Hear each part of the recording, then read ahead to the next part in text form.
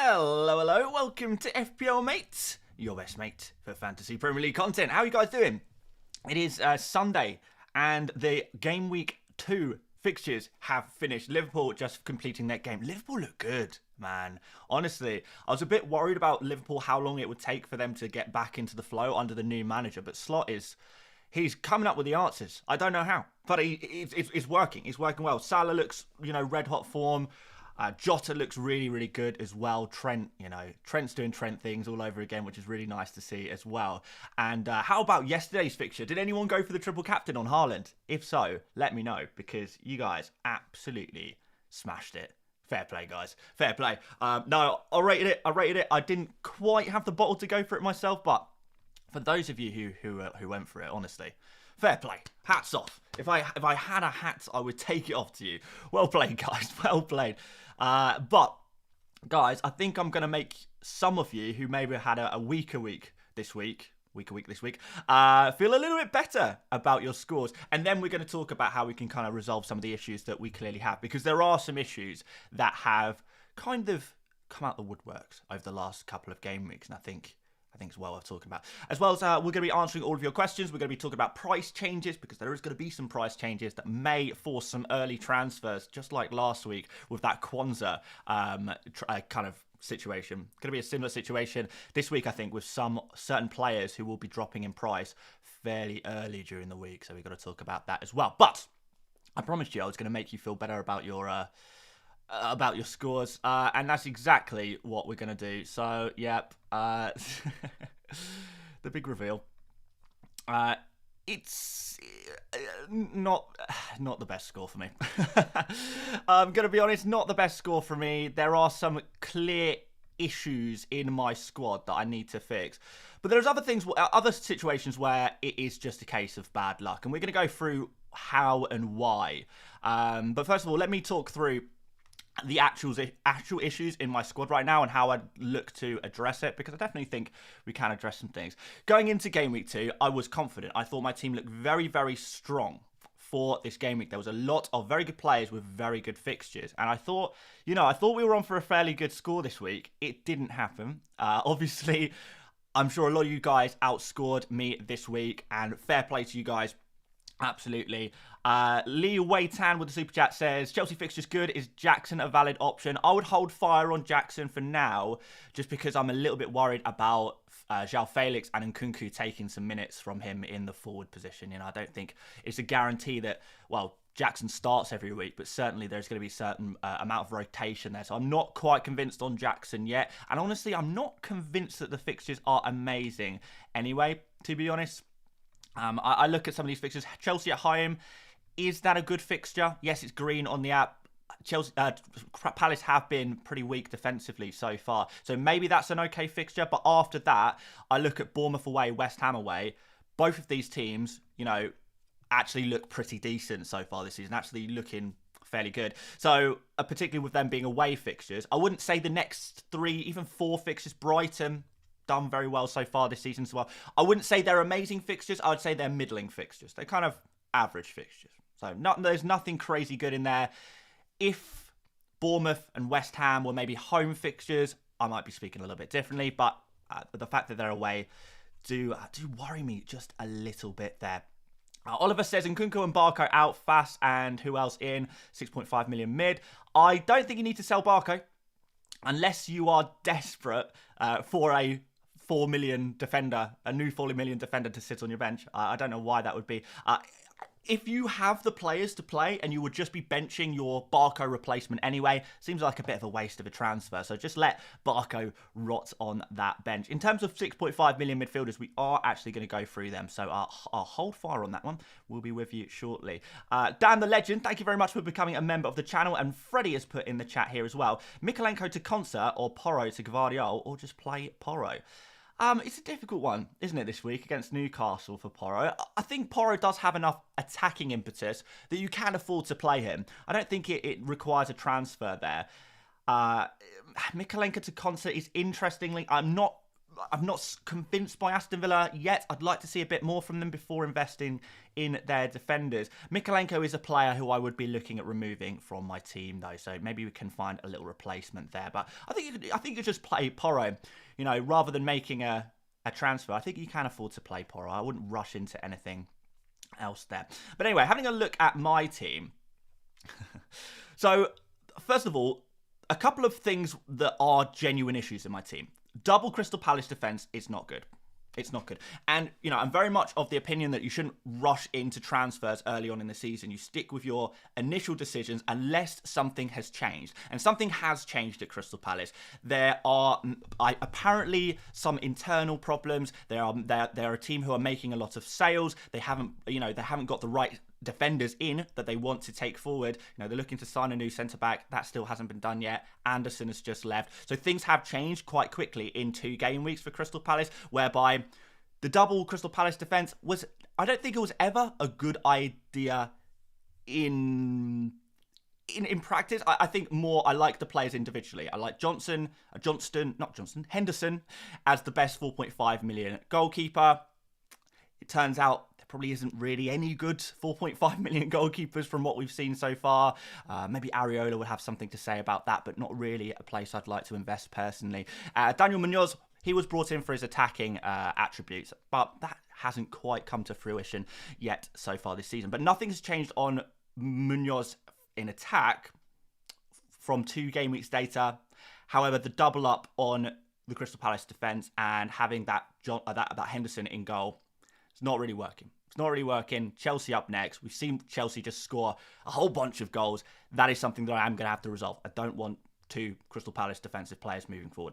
That's one issue, actual issue. And Nkunku is my other actual issue. Now, with Neto signing and Felix signing as well, this has obviously reduced Nkunku's minutes. The fact that Nkunku played midweek as well in the Europa Conference League, which I don't think anyone really expected that to happen. But then again, that has happened. Chelsea have just so many attackers at the moment. And I think although Nkunku should get some minutes during this season, and he probably will do some business, he will probably score some points throughout the season. Right now, we don't have any guarantee of game time. And I think going into this next fixture, Crystal Palace, which on paper, in pre-season, it's not a plum prime fixture. Maybe our opinions have changed on that, given the first 2 game weeks. But if you add that all together, I think Nkunku is definitely a player at this point that should be considered to sell. It's the minutes, man. It's the minutes. I think Nkunku is a brilliant football player, but if you can't get the minutes, then it's kind of irrelevant, isn't it? Anyway. There are some other things in my team that I don't think are issues at all. Where I actually do feel a little bit hard done by. Gvardiol, for example, I think what were the expected goals for Ipswich in that game? Something like 0.3, something around there. So quite unfortunate that Man City lost their clean sheet. Any Gvardiol owners, any Rico Lewis buyers, I think you can consider yourself hard done by to not get the clean sheet there. That was rough, and I don't think anyone could have seen that coming. I think we would have all said going into game week 2 that Man City have the best chances of a clean sheet, and it was unfortunate that didn't happen. So I don't think we should rush to judge. I think it was unfortunate that Man City conceded that early goal, and moving forward, I don't think that's necessarily going to continue to happen. Similar situations in terms of poor luck, I would say, with Eze and Muniz. And I think for this, we'll have a look at the Opta stats. So what we're going to do is we're going to have a look at the stats and the numbers. And you can, and just so you guys can see, actually, how unlucky these players were. Really, really unlucky. So let's see. Let's find Eze first of all. So looking at Eze in game week 2, he had 5 shots, which is one of the highest shot volumes of any player for a second consecutive game in a row. 0.45 XG there, 1 big chance, 2 shots in the box. A little bit of creativity here, 4 key passes. And actually, these are really good numbers. He hit the woodwork. He had a goal disallowed in the first week. I think a lot of people will be disappointed by Eze because he hasn't scored points. But there are a lot of positive signs around Eze. And I think this Chelsea fixture coming up next, I think what we have seen from Chelsea in game week 2, is that they do still have some defensive fragilities. And that's very much a play style thing. So Crystal Palace will have opportunities to score, but I think Eze, I think he's shown enough promise. His numbers that he's been producing are much better than a lot of the players who have outscored him. And when we're looking forward for points rather than in the past for points, I think there's definitely some positivity that can be taken from it. So I don't think Eze is a sell. Some people will want to sell him regardless because, points are king and they want to see players scoring points and they don't care about maybe the underlying stats maybe as much as I do. But I very much am an appreciator of a player that shows positivity. And I think I rate that just as much as a player who's scoring points. And also, you can score points and have good stats as well. It's possible to have both. Eze, unfortunately, just has the one.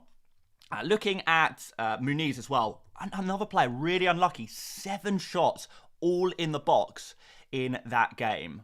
That's crazy. These are really good numbers. 0.58 expected goals. Again, a lot higher than, I think Madueke, I don't think even did that good for XG this week. And he scored a hat-trick. So you never know. If you're taking a lot of shots, you always have that chance to get goals. I think Muniz, a lot of people brought Muniz in for game week 2. Again, I think you can you count yourself very unlucky not to get something out of that. And again, the signs are there that this is a player who takes a lot of shots. This is a player who's going to be very involved in those Fulham attacks. And on another game week, one of those shots will find the back of the net. So again, if you are just looking at points, it looks like Muniz is bad. But if you watch the games, if you look at the numbers, you can see Muniz, he's worth sticking with. He really, really is.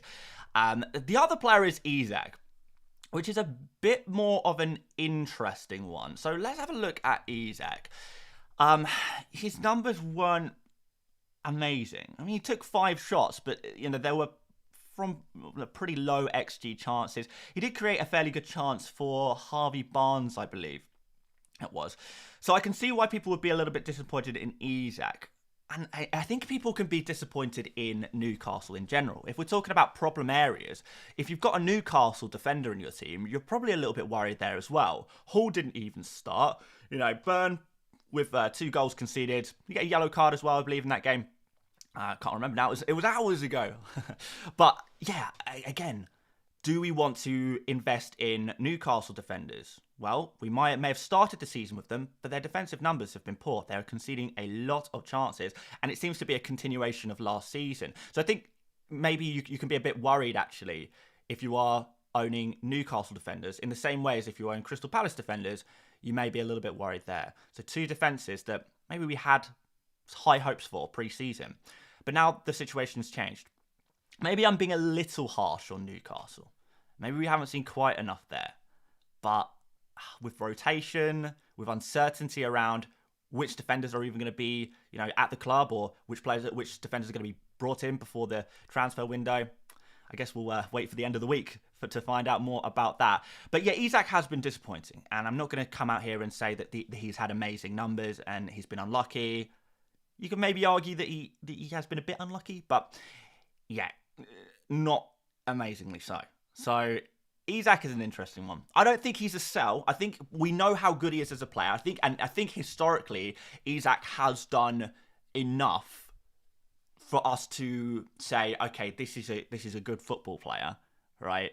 But at the same time, I can understand why people are nervous on him. I think you got to give him the next week against Spurs. We know Spurs are a fairly weak defence. They're not going to play Everton every week. There's definitely going to be some goals scored in this game, you would imagine. And if anyone's scoring, it's likely to be Isak, even if he hasn't quite done the business so far. Did get the assist in game week 1, so it's not like he's completely pointless. But no, I get it. I get the frustration with him. So, from here, what do? Nkunku is a big player that needs replacing. I'm sure a lot of you guys still maybe have Solanke in your team you want to replace. You might have a Crystal Palace or a Newcastle defensive asset that you want to replace as well. I think these are the key areas right now that we're all thinking about. So Oliver says, is Madueke a good Nkunku replacement? That is really, really difficult to answer.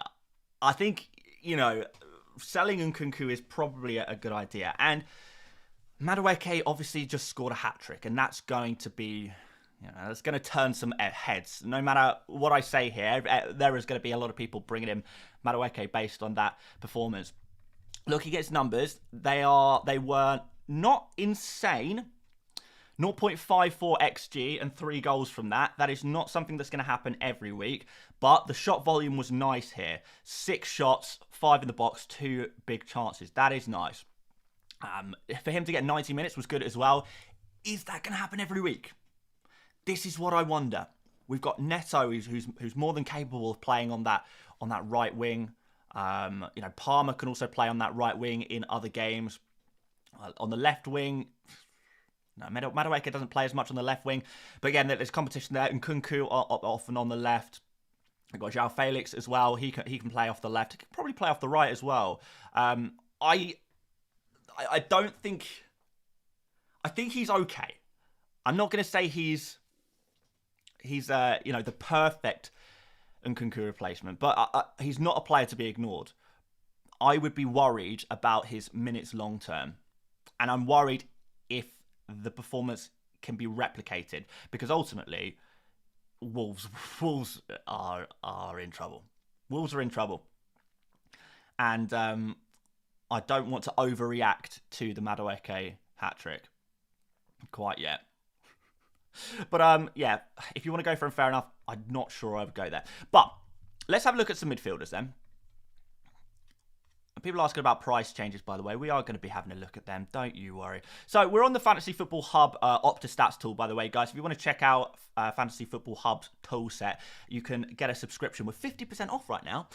Using the link at the top of the description, they have price change predictor tools. They have Opta Stats tools. They have predicted points tools. They have a whole bunch of tools, like fixture analyzer, player comparison, whole bunch of stuff that I use every day. And if you are serious about FPL and you want to be using these kind of tools to aid in your decision making, you want to be involved in that as well.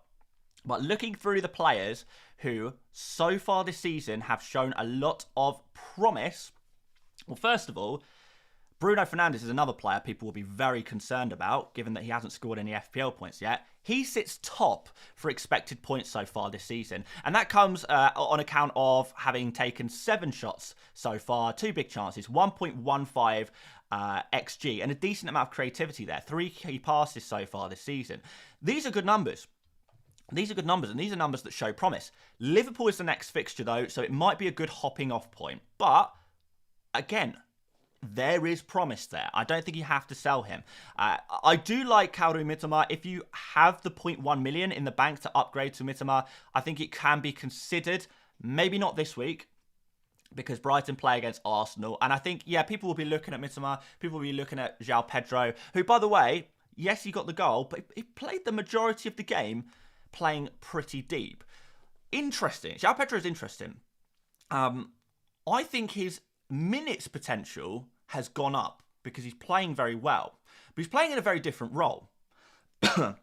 Someone on Twitter says that João Pedro is slowly morphing into Joelinton. And I see that as a compliment in many ways, because he's upped his performances, but he's taken on a very different role. He's no longer that fox in the box. Obviously, he got the goal very much in the box, but that was off the back of a set piece. So I wonder if João Pedro, his minutes potential has gone up, which is good. He's still going to be the guy on penalties, which is good. However, is he going to be as good for open play goals as he has been perhaps in previous season? That I'm not as convinced by. And he's got Arsenal next, so yeah, interesting one. One to keep an eye on, João Pedro. Kaoru Mitoma, like him after the Arsenal game. Tavernier, really good numbers so far. In fact, I think of all midfield... And by the way, we haven't got the Liverpool-Brentford stats in yet because that game has only just concluded. So the numbers aren't quite in on that one. So we can't comment too much on the likes of Jota and Salah. But, I mean, hey, if you're selling Nkunku, you probably can't afford to move him to a Jota or a Salah. I mean, if you can afford to move to Jota, amazing. Because I do think Jota is a fabulous, fabulous pick. But looking at expected goals, Tavernier is right up there.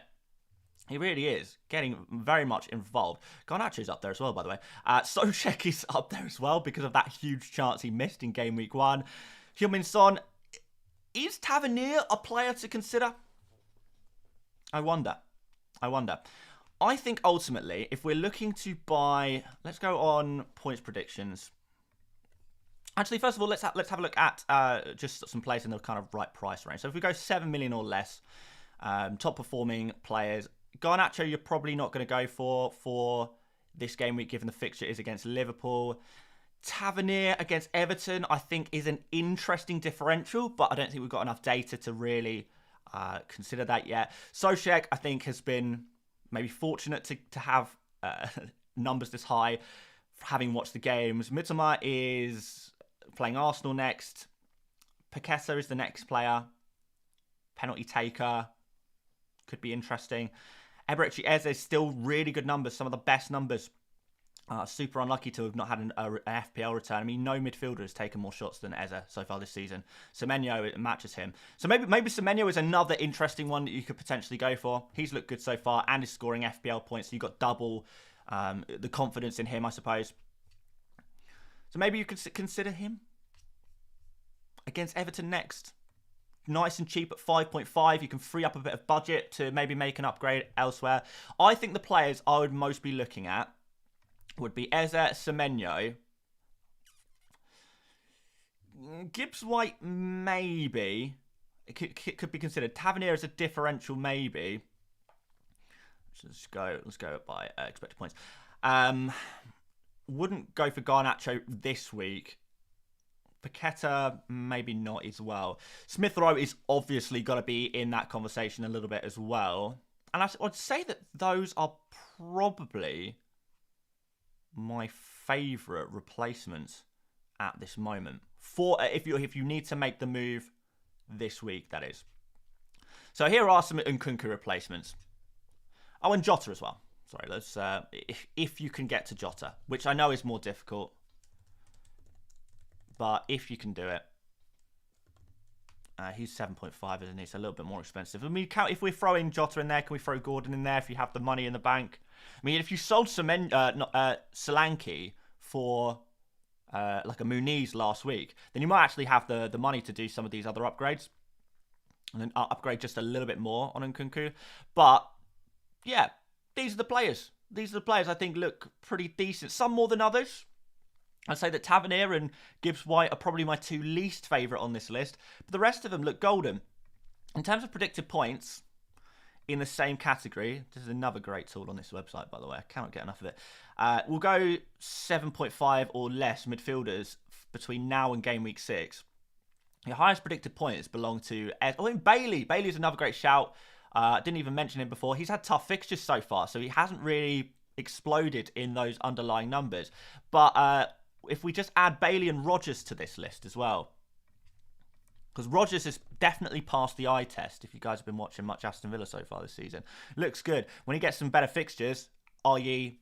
this week against Leicester, could be interesting. Obviously, Rodgers and Bailey are sitting at the bottom of kind of their output so far in those underlying numbers, but they still look pretty decent considering the fixtures that they've had. But yes, Ez is up here, Bailey's up here, Gordon's up here, and Burmo is up here. I worry a little bit about that Man City game in game week 4. I think he can be considered. Certainly that Southampton at home game is nice. But beware game week 4. If you have like a Rodgers on your bench, that might be the way to solve that one actually. So you could consider Mbeumo, because actually Spurs away in game week 5, don't mind that fixture too much. I think we could definitely consider Mbeumo depending on your setup, if you can bench him for game week 4. If you've got another player who can come in and play. Because Rodgers has Everton at home in game week 4. So that actually might work with Mbeumo. But that's going to be specific to certain people. A lot of these players are like the 7s and 7.5, so maybe we will just reduce our price range down all the way to 6.5 to find some direct replacements here. Semenyo is coming up. Semenyo is indeed coming up. The likes of Brereton Diaz, I think, is dropping off for those predicted points a little bit. I think Semenyo is now considered the best 5.5 to go for. Smith Rowe, I think his predicted points is going to increase and increase with each given game week as well as he beds in further. But anyway, those are a whole bunch of players. They're a whole bunch of Nkunku replacements. Pick your favourite. I think the sensible answer is probably Smith Rowe if you don't have him already. But if not, and you're looking cheap, Semenyo at 5.5 genuinely could be a consideration. He really could. I don't mind that pick. He's looked good. He's looked good so far. Watched the whole Newcastle game. He was definitely a standout player in that game. TS is sleeping on Nicholas Jackson.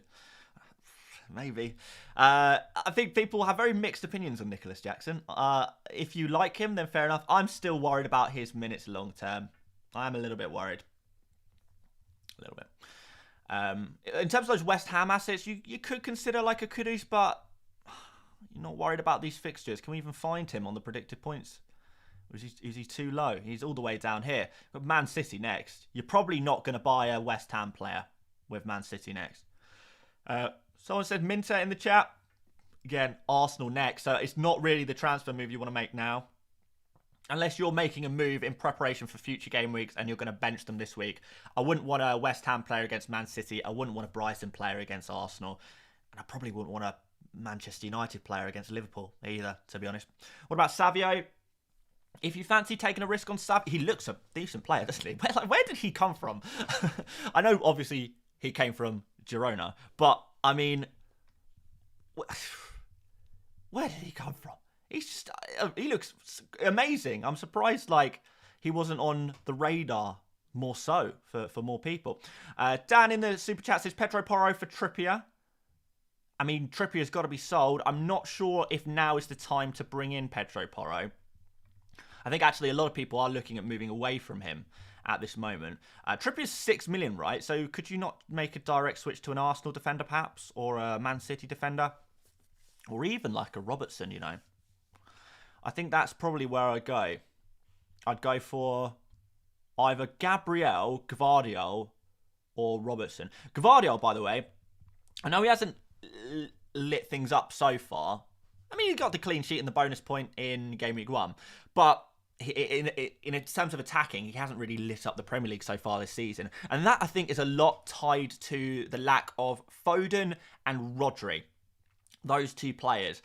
Once Foden and Rodri come back, and that should be next week, Game Week 3, we might see a lot more attacking impetus from Gvardiol. So I think he can actually become a better FPL asset. I mean, he's already a decent FPL asset, but I think he can start to reach some of the potential and the heights that we saw from last season. It's all about Rodri and Foden. They are the keys. Maybe Walker as well to a degree. If Walker's playing right back, that might change things a little bit as well. But yeah, we're gonna have to wait and see on that one. But yes, those are the kind of the defenders I'd probably look at replacing Trippier with. An Arsenal defender, a Gvardiol, or a Liverpool defender. Who's your favourite? Right, in terms of those cheaper defenders, we'll just have a look at the predicted points because I think that's the best way to do this because I don't think we've seen enough underlying numbers to really know too much, I guess. By the way, there is a fabulous potential Aston Villa 4 million defender. And if I was to go for a 4 million defender, I would maybe consider this guy. His name is Costa Nedeljkovic.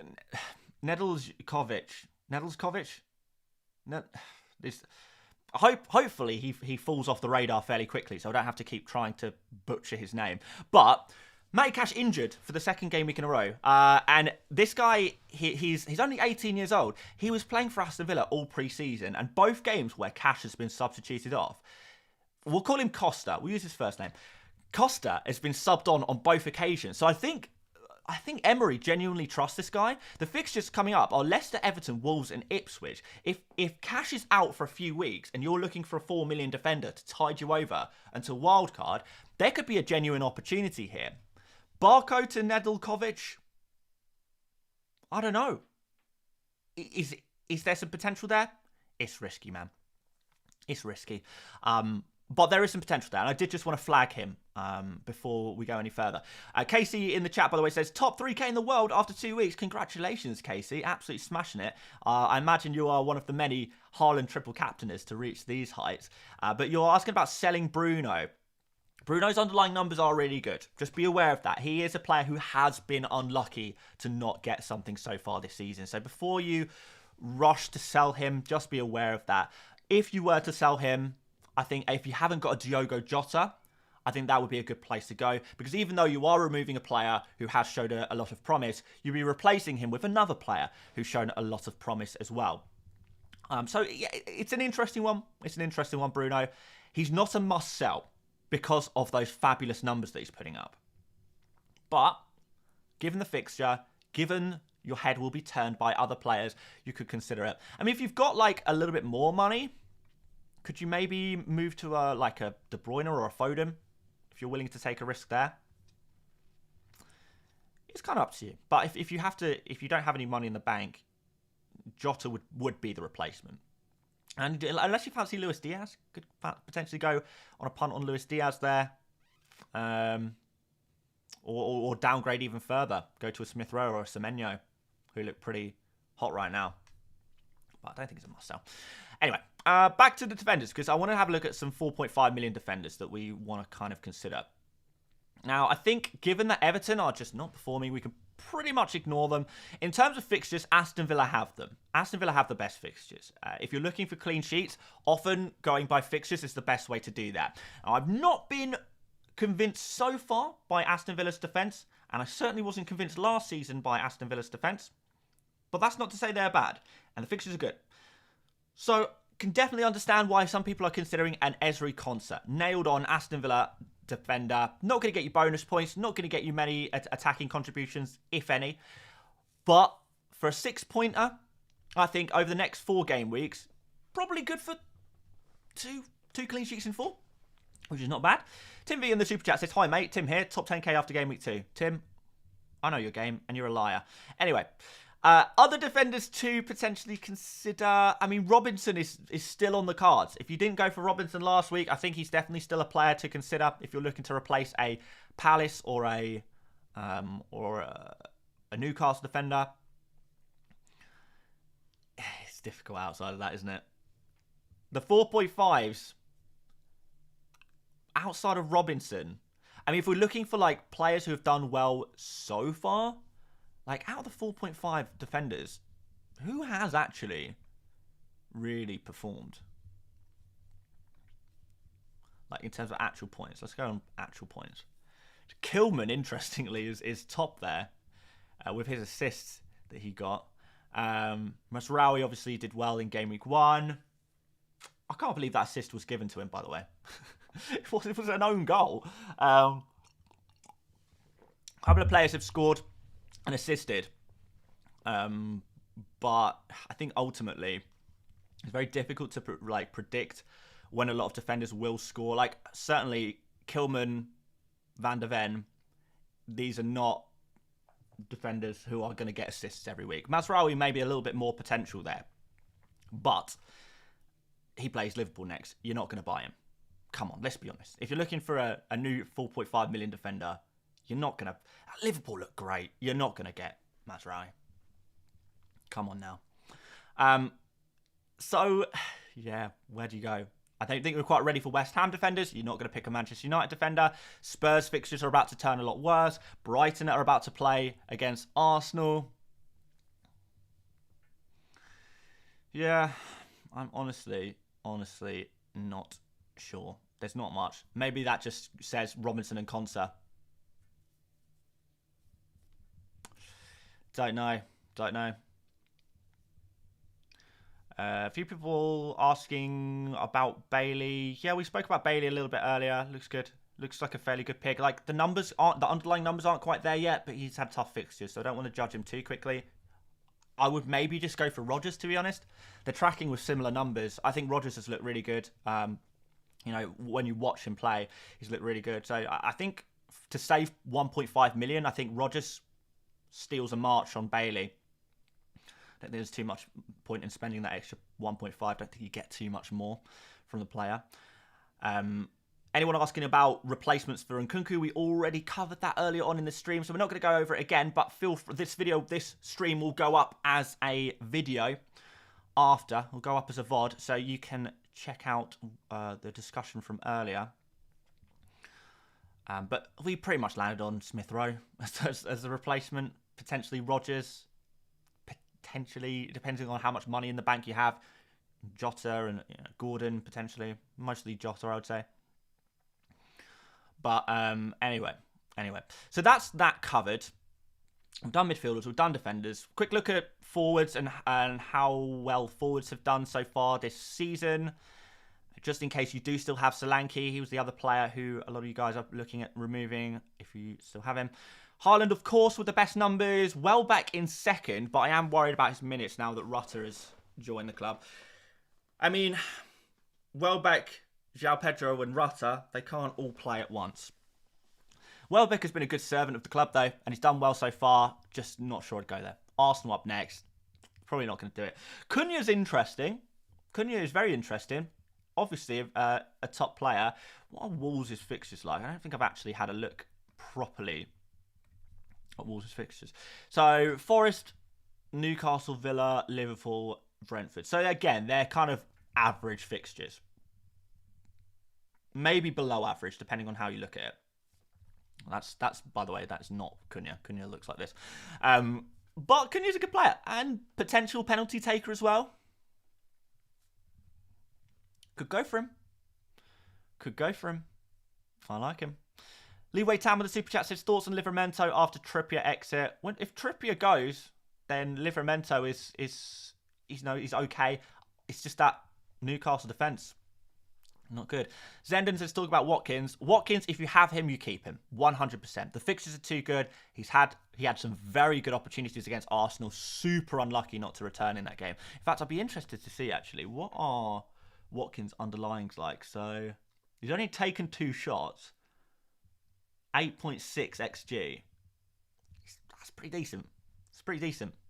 It's more than Havertz, for example, so far this season. More than Nicholas Jackson, who is the hype man of the day, apparently. Yeah. Forwards are difficult. I like Muniz still. I think Muniz is probably a safe and sensible Solanke replacement. I think something could definitely be said about Cunha. If you can afford Havertz, you potentially go there. Some people will be interested in Jackson. Tread with caution. He's taken 2 shots all season. Same as Watkins, in fairness. But Jackson's had a slightly more... Well, certainly a slightly more favourable game in Game Week 2. I think overall Jackson's had more favourable fixtures. And I think Watkins probably is a player we could be more confident in. So yeah, he's still a good pick. Watkins is a good pick. I think the reason a lot of people dodged Watkins for the opening 2 game weeks was because he was only just coming back to training, and he started the season with really tough fixtures. And it's going to take him a couple of games to get back up to speed, to get that cutting edge back, and also for the fixtures to swing, which they now have. Aston Villa have the best fixtures of any team right now. So from now on, Watkins is fantastic. And I think a lot of less experienced FPL managers will just look at Watkins' points so far this season and sell him. And by keeping him, you actually put yourself in an advantageous situation. A lot of the top managers do not own Watkins. If you have him for this great run of fixtures, he could be a real nice differential for you. There's no way I'd sell him. There's no way. Anyway, next thing I want to look at, and we'll answer a few of your questions as well, guys, in the chat. So keep those questions coming in now. Now that we've kind of covered all of the main things, or most of the main things I want to talk about today, throw those questions in the chat. We can do a bit more of a freestyle for the last, we'll do like 10, 15 minutes more streaming. But yeah, I wanted to have a look at the price changes. Again, this is a Fantasy Football Hub tool. Link in the description, 50% off. If you want to check out this tool I'm checking this every day. Without fail, often multiple times a day, to see who is changing in price. So what we can see is what we want to look at basically is the progress bar here. And if the progress bar goes above 100%, that means that overnight, or at least in UK time, overnight, I believe it's 2:30 AM in the UK, the player will rise in price. So given that Smith Rowe has blasted past the 100% progress target, he will go up to 5.6 million in overnight tonight. He'll have a price rise. Robinson, same situation. He'll have a price rise. Saka, chance of a price rise, not guaranteed. And looking at the trajectory of Wissa, Lewis De Bruyne, Fass, and Madueke, they are all on a trajectory to increase overnight as well. But again, you probably have to keep an eye on that one. But yeah, if you're looking at Smith Rowe, if you're looking at Robinson, the price changes are happening tonight. There's pretty much no doubt about that. It's happening. In terms of price falls, there is quite a few players that look likely to fall tonight. A lot of them are not that interesting. Foden is one of them. And by the way, if I had Foden, I wouldn't sell him. He was ill this week. Like, come on. It's super unlucky when it happens to you as an FPL manager. But he's a world-class football player and an insanely good FPL asset. He's just been unfortunate that he hasn't been able to get many minutes so far. That will change. That will change. So there's no way I would sell Foden. I don't know if I would buy Foden necessarily. I don't think there's any need or rush to buy Foden when there are so many other great midfielders around his price performing. Palmer, Saka, Son. There's no rush to buy Foden. But if you have him, I'd be happy to stick with him. Walker, Mykolenko and Pickford, the Everton duo. You might have to think about making a move tonight if you are selling Mykolenko and Pickford, because they're both dropping in price tonight, most likely. Other interesting ones here, I guess. Some people have Kulusevski. Hasn't quite hit the minus 100% target yet, but the trajectory suggests that he will be dropping. Similar situation for Rashford, Fulkrug. And there is some potential. Now, these two players are not that close to their target, but there is some potential for both Jacob Murphy and Nkunku to drop in price tonight. Beware. Beware if you are a Murphy or an Nkunku owner and you're looking to shift them tonight. You might have to do it tonight. So, guys, we've got a super chat here. We've got a couple of super chats here. So Tannin says, I think your name is Tannin. It's cut off half of your name. So apologies if your name isn't Tannin. But we'll call you that anyway. And you say, I had Palmer and Haaland this week. Amazing. Sadly dropped Son to Saka this week. Palmer a must own going forward. I have Watkins too. Palmer is not going to be a must-own at any point this season. And that's not because he's not a fantastic FPL option. It's because there are so many great options in a similar price area. Yes, Palmer was the winner of Game Week 2. But in Game Week 1, Saka was the winner. In Game 1, Saka was the winner. Game Week 2, Son, really, really good score. We'll soon see Foden scoring these points as well. You've obviously got the likes of Salah, who's only 2 million more than Palmer. So Palmer is a great pick to have in your team. He's definitely not a must-sell, and I'm sure if you own him, you want me to say, yeah, he's an amazing pick. He is. But because there are so many options that are all amazing picks, and you can't have them all, choose your poison. Pick your favourite. If your favourite's Palmer, he's your guy. If your favourite's Saka, he's your guy. I don't really see too much of a difference between, and it might be a case of looking at the fixtures and switching from 10 million-ish midfielder from one to the next to the next to the next, depending on the fixtures. But I don't think Palmer is a must-have player, despite the performance in Game Week 2. Next Game Week we might be saying something different. But if you love Palmer, if he's your favourite 10 million-ish midfielder, absolutely go for him. There's nothing. I certainly wouldn't. No, if those of you who are selling Saka or Son or like I don't know, you can maybe sell Foden to Palmer. I'd understand the theory a little bit more there. But if you've got Son or a Saka or a Salah, you're going to sell them to Palmer. No need, honestly. And some people looking at the fixtures, I think the fixtures are overrated. They're green on the FPL website, but if you actually look into the teams, watch the teams play, look at the numbers that the teams are putting out, I don't think they're necessarily great fixtures. I think they're probably average, above average, but they're not like world-class fixtures. But I'm not going to sit here and argue with this one because I know that I will, I've learned by now you can't talk crap on Palmer. You have to always praise Palmer. I am praising Palmer. I'm just saying there's loads of other good options as well. He's only... I think I've made my point. Hopefully you guys understand what you're saying. But if you disagree with me, buy Palmer. You don't need my permission. Anyway, so looking at my potential moves right now. So Nkunku is going to go for me. And given that Smith Rowe is going up in price, I might have to make this move tonight. Oh, by the way, I'm missing another super chat from... This is from Jandre. Need to move Murphy on. Thoughts on 6.5 million mids? We spoke about that earlier on in the stream, my friend. So yeah, do feel free to go and check out the remainder of the stream as a replay, and we go through that in quite a lot of detail, and we look at the numbers as well. And Ahmed says, should I replace Nkunku for Smith Rowe tonight? Oh, funny you should say that. Funny you should say that. To answer your question quickly, Jandre, if you don't have Smith Rowe, go for him. If you do have Smith Rowe, you need someone at a similar price. Semenyo. Semenyo looks good so far. So anyway, if I do Nkunku down to Smith Rowe, and remember I've got 2 free transfers, I can then upgrade Henderson to Raya, and that resolves my 2 issues. I no longer have double Crystal Palace defence,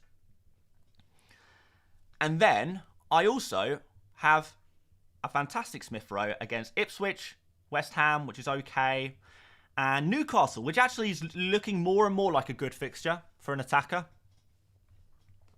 because they're conceding a lot of chances. It would double me up on the Fulham attack. I wouldn't have to play a double Fulham attack every week because I also do have Rodgers, and I would be very tempted to play Rodgers at home against Everton. I'm giving him Game Week 3 as his final audition to go into my starting 11. And I will probably play Rodgers ahead of one of Smith Rowe or Muniz. Again, we'll have a look at how Game Week 3 goes down. But I think that really improves my team. And I think I look at these moves and kind of wished I just started with this team because that would have been a really nice team. But that's what transfers are for. We're reacting to the information. Could be good. Let's just go through some random questions from the chat, and then we're going to wrap things up for today. Because it is dinner time for me. I need to eat some food. I'll try and avoid things I've already spoken about today, just for everyone watching this as a replay. Alex says, why is Solanke's price locked? Presumably because he's injured. They do lock prices of players who are injured to a degree. But it's a bit of a mystery how they do the price changes. We understand it to a degree, but there is a lot of mystery around it. They like to keep things fairly secret. Will Nkunku drop in price? Yeah, we already covered that one. Isak to Watkins. I don't hate it. If you want to play aggressively and you want to take a chance on Watkins and his good fixtures, you can definitely consider it. But Isak at home against Spurs is a good fixture. Also, Isak, penalty taker, you never know when a penalty is going to come. It is definitely a move you could live to regret, for sure. Jennifer says, best midfielder from Aston Villa. I like Rodgers for his nice price tag. Lots of people speaking about Savio. If you're happy to go there and you think he's going to get regular minutes, go for it. But with Foden back, someone's going to have to miss out. It'll either be Doku, Savio. If Rodri's back, that potentially moves Bernardo Silva out into the wing. You know, Gundogan being there potentially moves Bernardo Silva out into the wing as well. So just be aware of minutes. As always with Pep Guardiola, he is an absolute nightmare when it comes to rotating his team. But we know about that already. If you're happy to take that risk on the minutes, then Savio looks good. Again, another player really passing the eye test. I think his numbers are particularly... what is he? Is he Savio or Savinho on this? I don't think his numbers are particularly good, are they? No, not even taking a shot yet. A few key passes, though. Managed 2 assists. I mean, when you're passing to Haaland, though, it's pretty easy to get assists, even with low XA. But, yeah. Looks good. Numbers, not quite there. Rotation risk. He's not the kind of player I would pick, but if that's the kind of thing you like, then why the devil not? Why the devil not? Liam's saying Wissa, Salah or Haaland captain. I think Haaland captain is probably the one. Daniel's saying, hey Dan, is Eze a keep? Yes, he certainly is. Ved says ESR or Rodgers. I think Smith Rowe just about edges it for me. But if you think that you could do with the extra 0.5 million in the bank, then maybe Rodgers is your guy. Isak to Watkins for a hit. No way. Not a chance. I would not sell Isak for a hit. There's no way I would do that.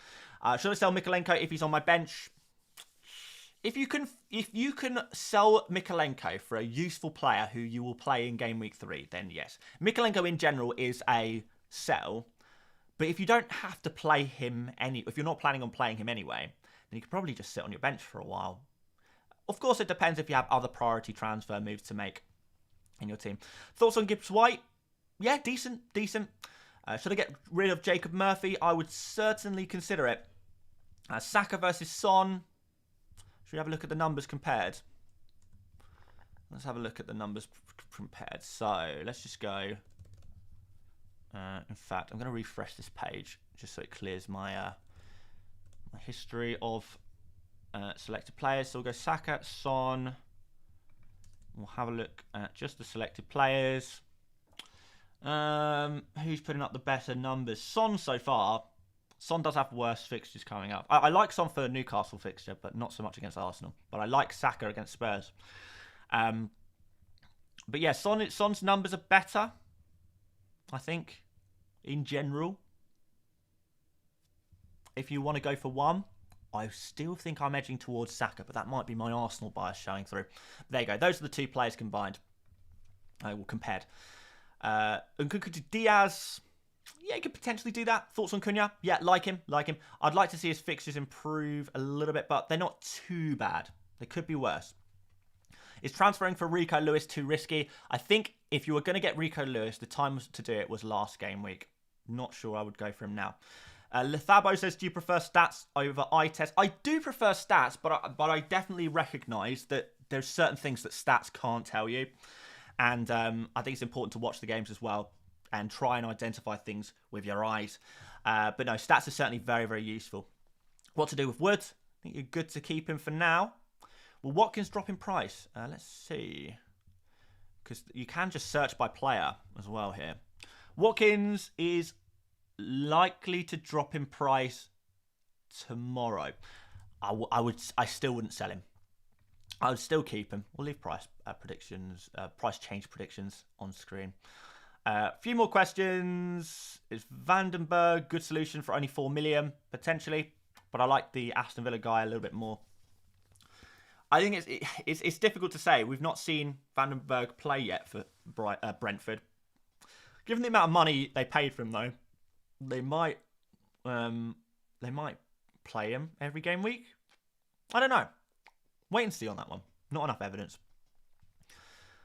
Nkunku to Gibbs White. You could do, maybe. Can I leave Murphy on my bench and sell Nkunku instead? Yeah, of course you can. Yeah. Who do you like the least out of Murphy and Nkunku? Or who do you think would be most beneficial to sell? Given that Nkunku costs more, he might be the guy to sell. Thoughts on Wood captain? No, don't like it. Do you know why Kyle Walker isn't playing? There's been a slow integration for a few of the players who played a lot of Euros. Walker will be back. And also Rico Lewis has been good so far. If you have Walker, I would be selling him. We've done Madueke so much already, so we won't cover him again. Lots of people asking for very, very specific transfer moves. I'm sure that's only interesting to the people asking the question, unfortunately, so I don't want to go there too much. Raya fixtures are shaky, no? Well, people said that game week 2. Arsenal are Arsenal. They keep a clean sheet against anyone. I do half agree. Brighton is a good fixture for Raya. I think Man City is one of those games that is often very low scoring, so potential clean sheet there as well. Spurs, a little bit worried there in game week 4. But at the end of the day, it's Arsenal, isn't it? Saka or Haaland captain. Haaland is going to be the captain for game week 3, let's be honest. Come on. What am I eating for dinner? I'm going to have fajitas. And I think, guys, we'll wrap it up there because that speak of dinner is making me very hungry. But if I didn't answer your question, it's very likely that we spoke about it earlier on in the stream. So if you did miss the start of the stream, Please feel free to watch this as a replay. If you have enjoyed the stream, please do drop a like. It really does help out the channel so much. It is massively appreciated. And I could do with a little pick-me-up after the game week I've had, to be honest.